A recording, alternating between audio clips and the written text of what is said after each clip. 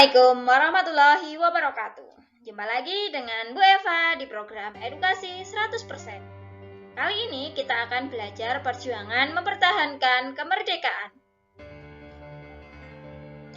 Indonesia itu merdeka, akan tetapi sekutu, yaitu Belanda, Inggris, dan sekutunya itu tidak setuju. Tentara Inggris yang bernama Afne itu dipimpin oleh Jenderal Sir Philip Christison, diboncengi Belanda atau Nica datang kembali ke Indonesia. Hal ini menimbulkan perlawanan rakyat. Nah, rakyat itu melawan mereka baik dengan pertempuran fisik dan diplomasi. Ada dua cara, yaitu pertempuran secara fisik dan juga diplomasi. Pertempuran secara fisik yang pertama yaitu pertempuran 10 November 1945 di Surabaya, sehingga diperingati sebagai Hari Pahlawan. Tokoh yang ada di sana untuk melawan ketika pertempuran 10 November adalah Bung Tomo, Gubernur Suryo, dan Kolonel Sungkono. Dari sekutu, mereka yang tewas adalah Jenderal AWS Malabi. Kedua, Palagan Ambarawa, 15 Desember 1945. Awal insidennya adalah sekutu mempersenjatai tawanan yang sudah dibebaskan dan membebaskan orang-orang Belanda secara sepihak. Tokoh yang ikut berjuang di sana yaitu Kolonel Isdiman dan Kolonel Sudirman. Kemudian ada peristiwa Bandung Lautan Api pada tanggal 23 Maret 1945. Sekutu itu meminta semua senjata dari Jepang diserahkan kepada sekutu. Tetapi rakyat Bandung itu menolak dan membakar kota Bandung agar tidak dikuasai oleh sekutu. Tokoh yang ada di sana yaitu Muhammad Toha, Abdul Hans Nasution, dan Suryadi Suryadharma. Nah, Bandung Lautan Api itu juga sudah diabadikan dalam lagu ya. Halo Halo Bandung. Nah, itu kan untuk merebut Bandung kembali. Seperti itu ya. Nah, jadi Bandung Lautan Api itu diberikan juga dalam lagu Halo Halo Bandung. Medan Area pada tahun 10 Desember 1945. Orang-orang Belanda itu awalnya adalah orang-orang Belanda itu menginjak-injak bendera merah putih. Nah, karena itu terjadilah pertempuran di sana untuk membela Indonesia. Tokohnya adalah Ahmad Thohir. Yang selanjutnya yaitu serangan umum 1 Maret 1949 di Yogyakarta. Awal insidennya adalah Belanda menduduki kota Yogyakarta dan mempropaganda agar TNI hancur. Tokoh yang ikut melawan Belanda waktu itu yaitu Letkol Soeharto dan Sultan Hamengkubuwono ke-9.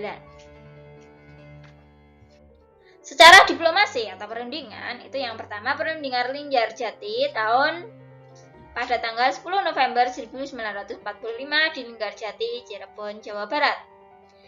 Belanda hanya mengakui kekuasaan Republik Indonesia atas Jawa, Madura, dan Sumatera. Hanya kecil ya, hanya Jawa, Madura, Sumatera. Negara Indonesia Serikat, nah jadi ada dipecah Indonesia itu. Ada negara Republik Indonesia, negara Indonesia Timur, dan negara Kalimantan. Ini berarti Belanda mencoba untuk memecah Indonesia. Negara Indonesia, Serikat, dan Belanda merupakan satu uni dengan nama Uni Indonesia Belanda, diketuai oleh Belanda. Namun, Belanda mengingkari perjanjian ini dan melancarkan agresi militer Belanda I pada tanggal 21 Juli 1947 ya. Kemudian, ada perundingan Renville, yaitu di kapal Renville 17 Agustus 1948 di kapal milik USS itu milik Amerika. Perjanjian Renville itu Belanda hanya mengakui daerah Republik Indonesia atas Jawa Tengah, Jogja, sebagian kecil Jawa Barat, dan Sumatera. Semua pasukan Republik Indonesia harus ditarik mundur dari wilayah-wilayah yang diduduki Belanda. Nah, Belanda tetap berdaulat di seluruh wilayah Indonesia sampai diserahkan kepada RIS Republik Indonesia Serikat. Namun, lagi-lagi ya, Belanda itu mengingkari janji dan melakukan agresi militer Belanda kedua pada tanggal 19 Desember 1940 Diplomasi perundingan kemudian yaitu Perjanjian Rom-Royen 17 April 1949 di Jakarta, diwakili oleh Muhrom dan dari Belanda yaitu Van Royen. Isi perjanjiannya yaitu pemerintah Indonesia dikembalikan ke Yogyakarta. Jadi dulu ibu kota Indonesia itu pernah ada di Yogyakarta pada tahun 1949.